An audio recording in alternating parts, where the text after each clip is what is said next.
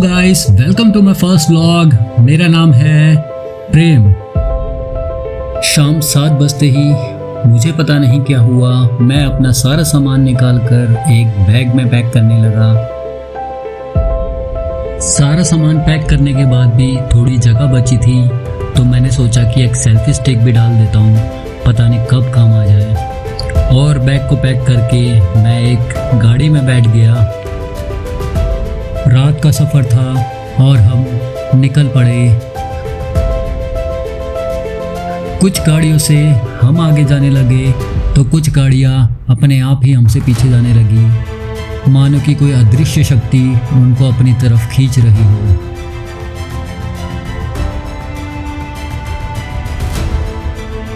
आगे जाके मुझे एक बोर्ड दिखाई दिया जिस पे लिखा था ITU, और उसी के पास एक स्टेडियम था जहां मैं कभी बॉक्सिंग सीखने आया करता था। खैर, पुरानी यादें। हम चल पड़े अपने सफ़र पर, कभी बिल्डिंग्स को पीछे छोड़ते हुए, कभी लोगों को पीछे छोड़ते हुए, कभी झूलों को पीछे छोड़ते हुए, तो कभी बड़ी बड़ी सोसाइटीज़ को पीछे छोड़ते हुए।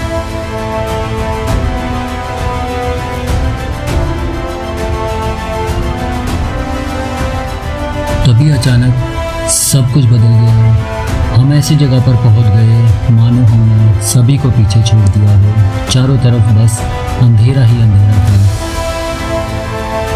पर फिर हमें एक रोशनी की किरण दिखाई दी। कुछ मकान तो कुछ दुकान, लेकिन ये खुशी भी ज़्यादा देर तक नहीं टिक पाई, क्योंकि फिर से वो डरावना और अंधेरा भरा रास्ता चालू हो चुका था। और फिर हम अपने घर से 250 किलोमीटर दूर एक जगह पहुंच चुके थे जिसको लोग रामनगर बोलते थे। वहाँ पे काफ़ी बसेस खड़ी थी और उन बसेस में बैठकर लोग अपने सफ़र पर निकल चुके थे, और हम भी अपनी गाड़ी में बैठकर अपने सफ़र के लिए निकल गए। सफ़र करते करते रात से सुबह हो गई थी। आसमान का रंग भी नीला हो चुका था और कुछ टाइम के बाद पूरी तरीके से सुबह हो चुकी थी। हम भी चल दिए जिम कॉर्बेट के रास्ते, ये आस लगाकर कि हमें कुछ जानवर दिखाई देंगे।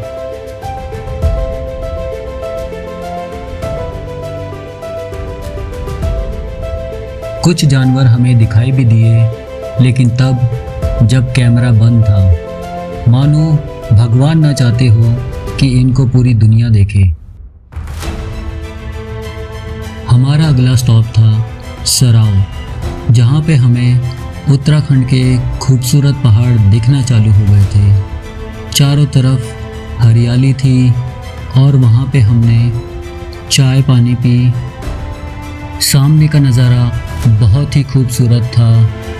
मुझे वहाँ कुछ नए दोस्त भी मिले, कुछ बहुत ही शरीफ थे तो कुछ बहुत ही शैतान।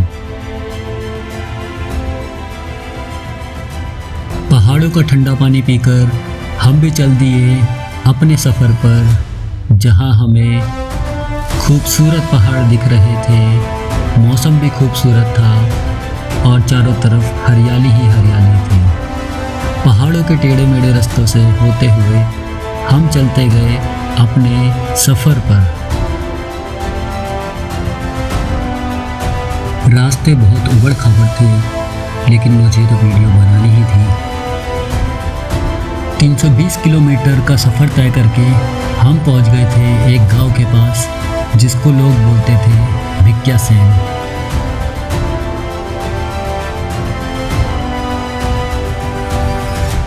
भिक्यासेन से आगे चलते गए तो हमें एक बड़ा सा गेट दिखाई दिया, और मेरी भतीजी ने मेरे को बताया कि हम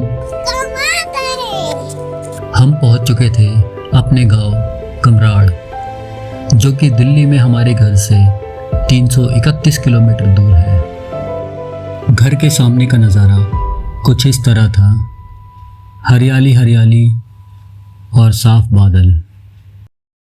और घर पहुंचकर सबसे पहले मैंने अपनी बॉडी चेक करी, कहीं रास्ते में कम तो नहीं हो गई। और मेरी भतीजी ने भी दूसरों के घर में ताका झाकी करना चालू कर दिया, कभी ऊपर तो कभी नीचे। हमें